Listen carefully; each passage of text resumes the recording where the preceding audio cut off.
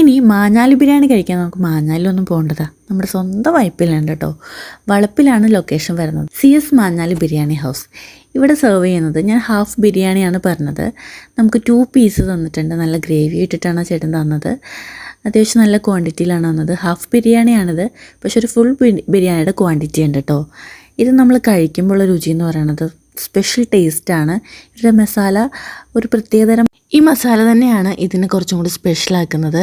മീറ്റെല്ലാം നല്ല സോഫ്റ്റ് ആട്ടോ. സാധാരണ ഇവിടെ വരുമ്പോൾ നമുക്ക് സീറ്റ് കിട്ടാറില്ല, കാരണം ഭയങ്കര തിരക്കായിരിക്കുള്ളൂ. അത്ര ആളുകളുണ്ടാവും. നമ്മൾ ഇന്ന് വന്ന ദിവസം എന്തോ ഭാഗ്യത്തിന് അധികം പേരുണ്ടായിരുന്നില്ല, ഞങ്ങൾക്ക് ഇരിക്കാൻ സീറ്റ്. എന്തെങ്കിലും ഫംഗ്ഷനോ കാര്യങ്ങളുണ്ടെങ്കിൽ നമുക്ക് ഇവിടെ ഏൽപ്പിച്ചിട്ടുണ്ടെങ്കിൽ നമുക്കത് ഓർഡർ ചെയ്ത് തരും കേട്ടോ.